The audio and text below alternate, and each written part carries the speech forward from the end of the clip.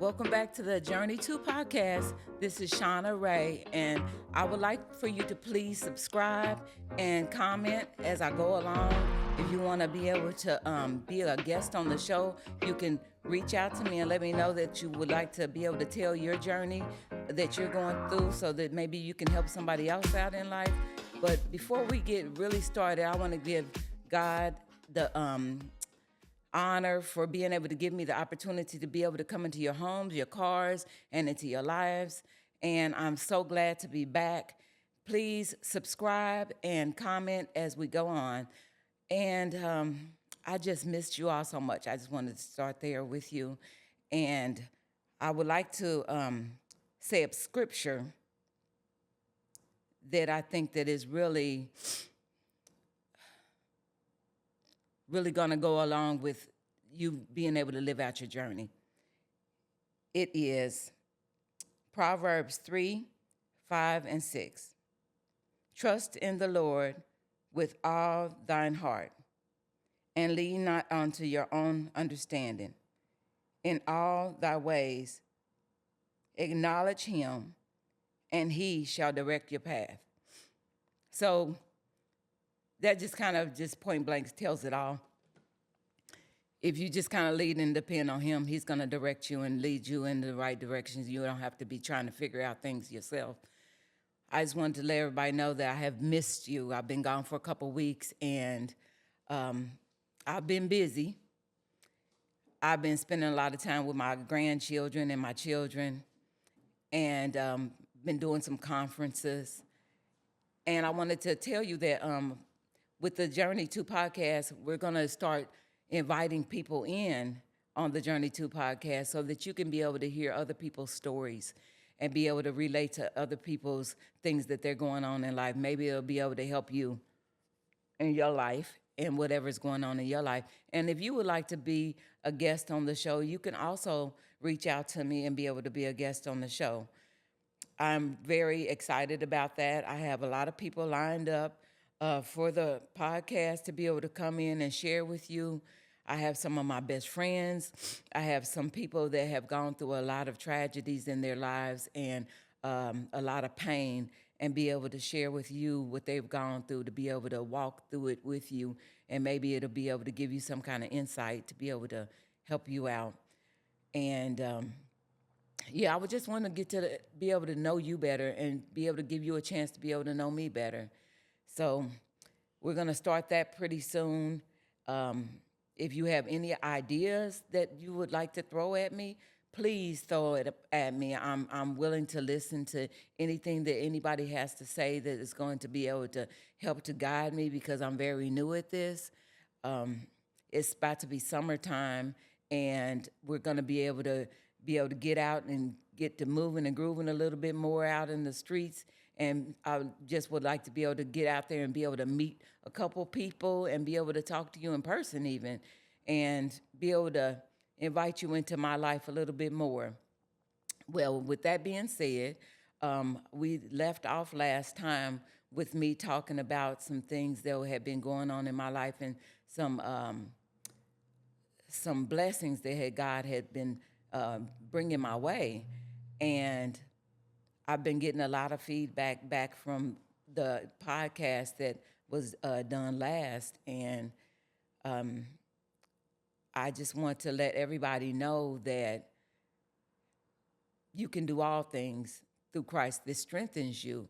And it seems so blasé when people say that, because a lot of people do say it, but I have had so many testimonies in my life that God's blessed me with beyond measure that I can't even explain to you. Sometimes I get to talking about it and I forget about, different things, and then something will happen or somebody will say something and it starts to like ignite me, and I start thinking about what I had done in the past or some blessings that God's blessed me through in the past.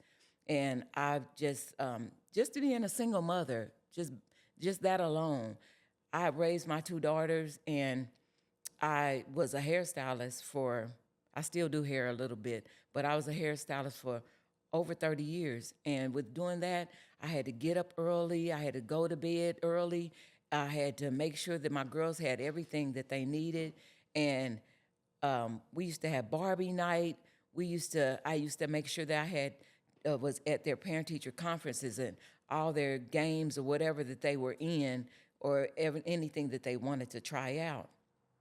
And at that time in your life, when you're a single mom, you you feel a little overwhelmed, but it's really not overwhelming at all. It's really a joy to be able to do that and be there with your girls and be able to, your children, and be able to be a part of their lives, because a lot of parents can't do that. But me being a single mom with my girls, we was like the dream team. It was three of us, and my girls are 6 years apart. They're best friends, and just to watch them now and see what God has brought us through as a unit, and see how beautiful of a person that they have grown to become, and loving, caring, um, the kids, the grandkids, just to watch them be mothers themselves has been just a journey within itself. I love watching my children raise their children, and I'm always there for them if they have anything that they want me to help them out with. But just to watch them and watch them grow as a person, they've just grown so good, and they're just amazing mothers, and they're just amazing people. One day I'm gonna have to get them on the podcast so that you can meet them for yourself, because I'm not just saying this because I'm their mother. I'm saying it because it's the truth. They both have children, and one of them has one. His name is Cameron, and Cameron, he is like the one that kind of holds everything together in the family. He's 4 years old, and he's the baby out the bunch. Cameron is a joy within itself. Right now, Cameron thinks he's Sonic. So he's Sonic, and he has given all of us a nickname. And I'm Tails. His mom is Knuckles. And he does not want us to go and be anybody else but what he wants us to be. He makes us watch Sonic all day, every day. And, and he is just a joy to my heart. And then we have Jacob. Jacob is he's the quiet one. Jacob is if you don't see him, you won't know he's there, because he doesn't really say too much. But Jacob is 9 years old, and Cameron just loves Jacob to life, and he follows him around everywhere. He wants to be with him at all times, and sometimes Jacob just needs a little break from Cameron. But he doesn't really say too much. He just lets him just tag along and be with him. And then I have my Mackenzie. Ooh-wee, my Mackenzie, she's our only girl. And Mackenzie she gives us a run for our money. Her mother wanted a girl, and she got it. And she is the only granddaughter. She's the only daughter, and she's my other daughter's only niece. And so Mackenzie is so smart. She's a beautiful, beautiful child, but I think she thinks that since she's the only girl, she's a part of the little crew. She is a part of our crew because she is the only girl. But she thinks that since she's the only girl, that she can like do what we do, say what we say. And so we have to kind of keep her in line. But that's our Mackenzie. We love her so. And then we have Peyton. Peyton is the oldest out of all the grandchildren. He's 15 years old, and he wrestles. And they all go up to school up north in Kansas City, and they are really striving in school and doing well. And one day I would like for you to meet every single one of them. But Shanae is she's my oldest one. Shanae is very loving. Everybody kind of draws to her. Wherever she goes, she has her own podcast too. It's called the Honey Trap Podcast. And she's like the counselor at the group of the friends and everything. And she always keeps everything together, everybody together. If they have any questions, they usually come into her. And all her friends have just taken me in and just called me moms. So we all just kind of move as a unit together, and being their mother has been just a big joy for me. Being able to teach them to be the young ladies that they are in life right now, and watch Shania working so hard. She's the baby. They're 6 years apart, and she is a truck driver. And she gets out there every day just to be able to try to have a good life for her son. And she's doing such a wonderful job within herself.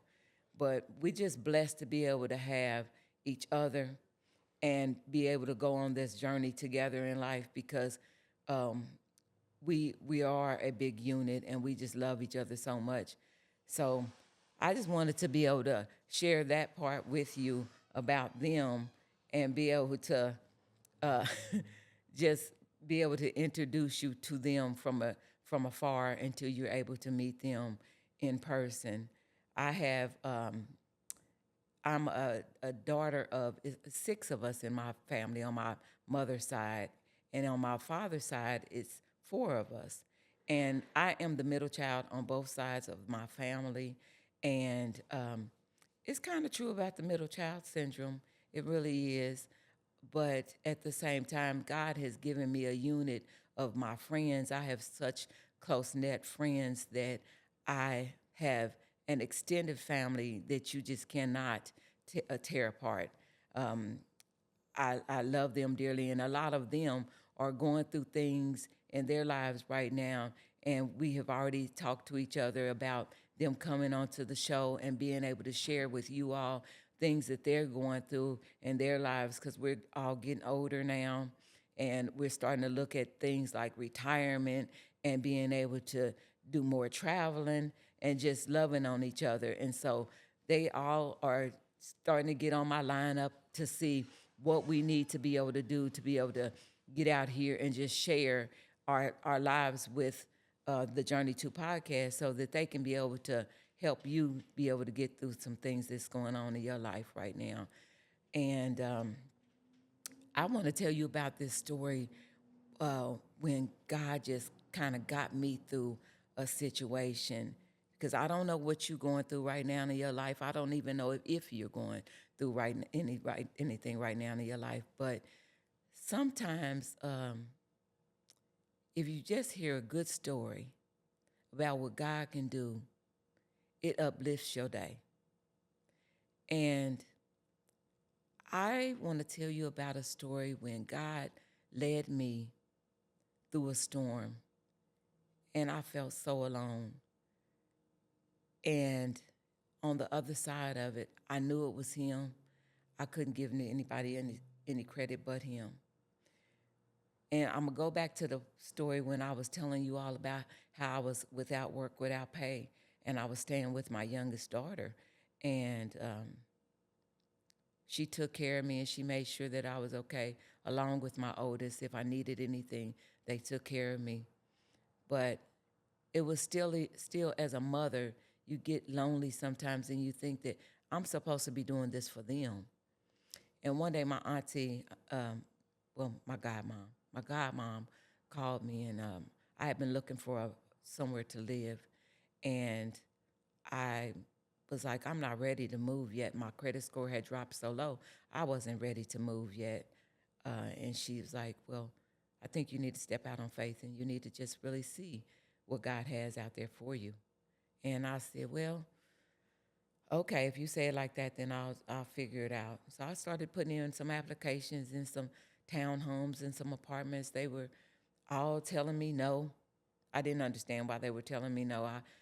My credit score was not great, but my history was good as far as living anywhere. I've had good history.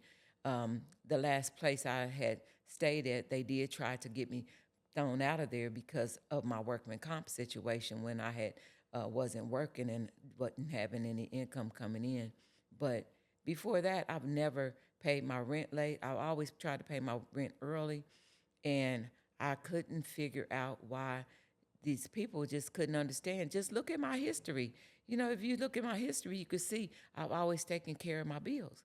And my godmama said, you look, these people are telling you no. Maybe God has something bigger for you. And I was like, something bigger for me? How can He has something bigger for me when these people won't even let me rent out an apartment right now. And so I was like, okay, what am I supposed to do? She said, I'm going to have my real estate agent to call you.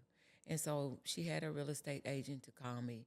And when Miss Debbie called me, um, I don't know what it was about her, but God told me to tell her.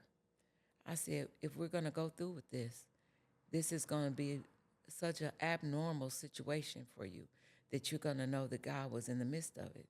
And she said, okay. I ain't never had nobody tell me that before, but okay. And I was like, okay. And this was just last August. And I had always said that I wanted to be a homeowner. I wanted to raise my children in a house. I never was able to accomplish that. We had nice townhomes, but never a home that I could say, this is our house. And sometimes you get older and your kids get grown and you just feel like that it's too late. But our timing is not God's timing ever. And so when we got to talking, she was telling me, well, I'm going to send you to the lender.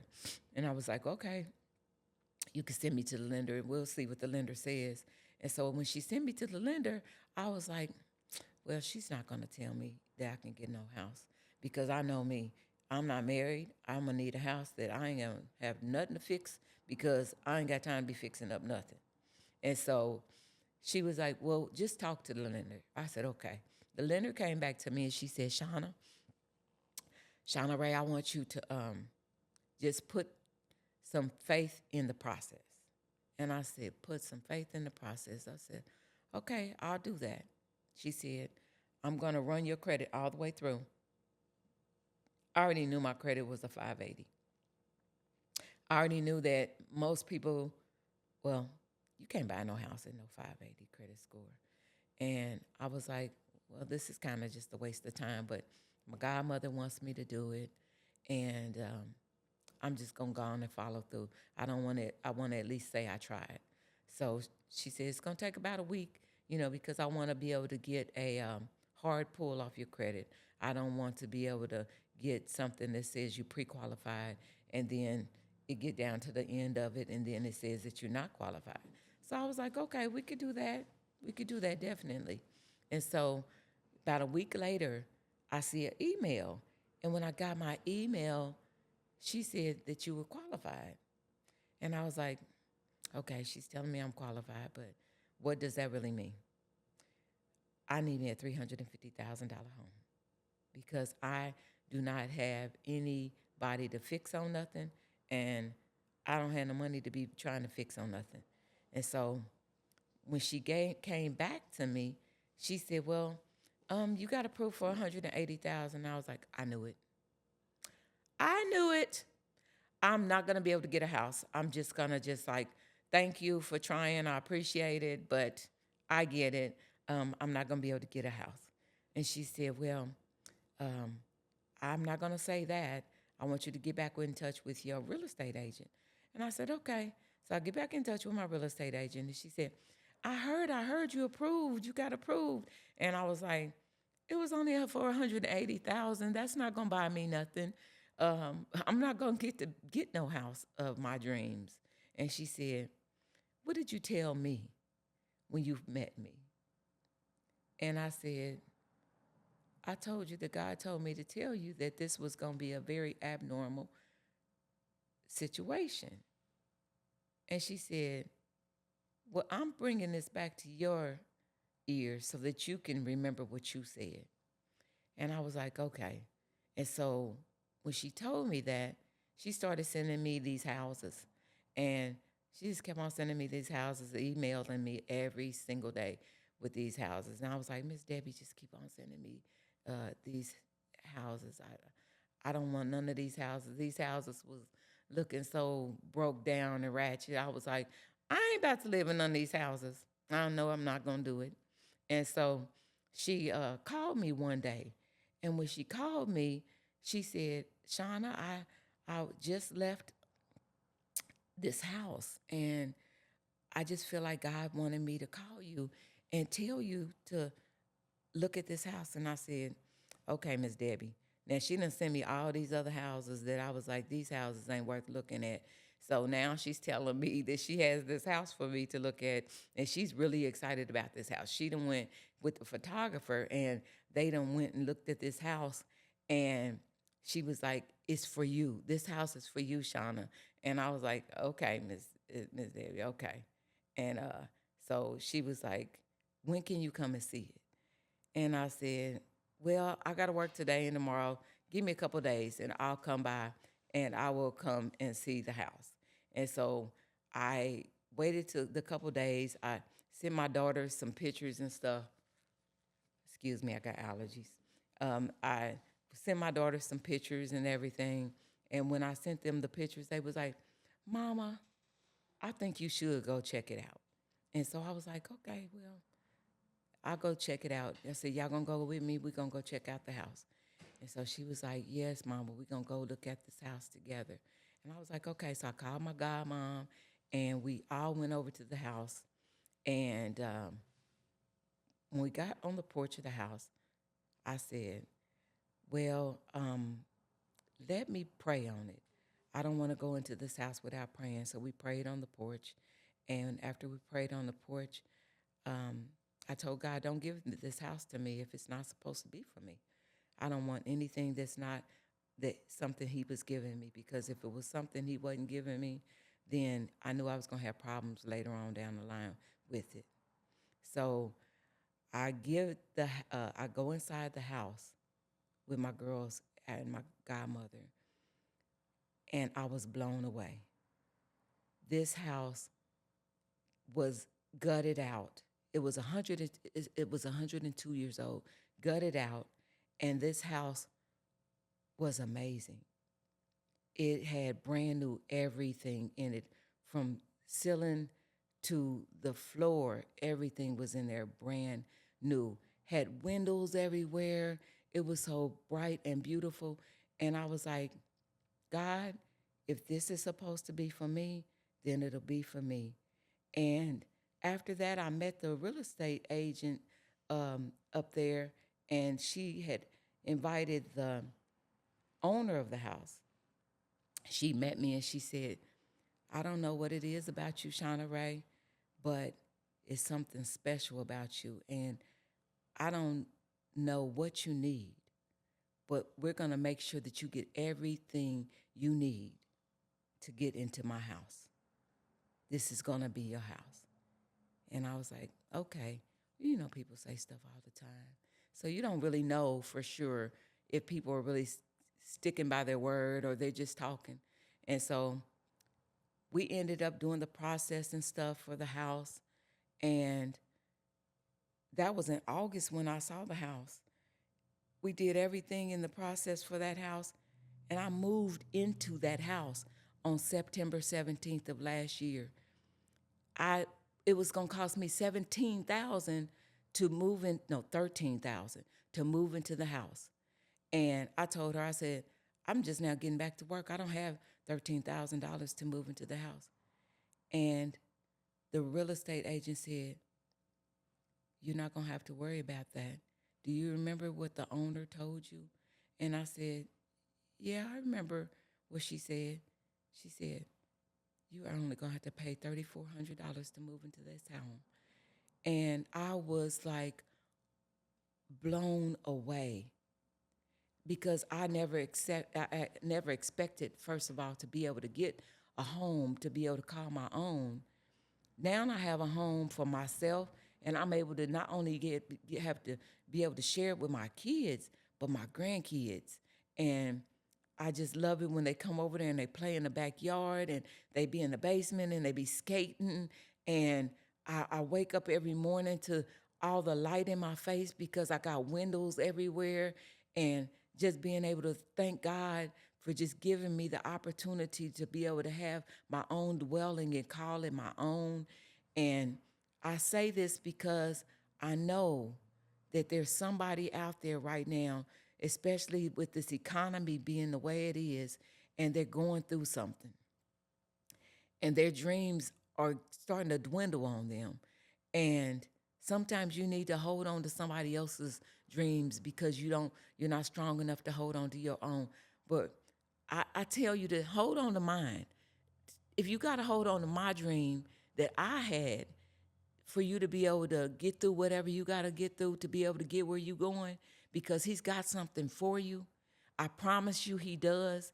And it's going to be so much bigger and so much better than what you expect, because I'm so grateful for the blessing that he gave me every single day. I wake up in that house and I'm so grateful and blessed for the opportunity to call myself a homeowner that I never thought I'd be able to, especially in the position that I was in. I've had credit that was in the sevens before and didn't even think about getting a house. But now I'm at a 580, and God blesses me with a home to be able to make sure that I'm covered now. I don't never have to worry about getting evicted out of an apartment or a townhome ever again. And this right here was for me, but you can have it too. If this is what you need, he got it for you. I just want you to be able to put your faith in him and be able to give it all to him, because he's got your back. Even when you don't think you even have your own back, he's got you. He's going to take care of you. He's going to provide for you. And I'm just grateful for being able to come into your homes and be able to share this testimony with you, because this is just one of many that God has given me. And I just want to be able to give you some encouragement to get you through the next week or two, that I get to come back into your home and give you something else to be able to hold on to again. And next time I'm going to bring somebody with me. And when I bring my guests with me, they're going to have something for you too. And every time I sit here in this seat, I promise you that I'm going to give you something else to hold on to be able to get through another week. It's just like going to church. When you go to church, it gets you through a whole nother week. It ain't nothing like being in the congregation and being able to hold on to God's word and what he has for you, and being able to pull you through a whole nother week, because it's all in the word. It's all in his word. And if you need something in between that week, all you got to do is pick up his word. And he's got something for you. If you just tell God, you know what? I don't know what I'm supposed to be praying about. I don't really even know what I'm supposed to be reading about. Pick up that Bible, and I promise you, wherever you open that Bible up to, it'll be just for your ears. I know that this is a short one, and I just wanted to tell you all I appreciate you coming back and spending time with me, because I just love being able to share my life with you, and I can't wait to be able to have you share your life with me. And I will be back in another 2 weeks with a guest for you. And I pray that you have a blessed 2 weeks, and God gives you everything that your heart desires. And I thank you again for being on this journey with me. And I welcome you, if you haven't been welcomed before, to the Journey 2 podcast.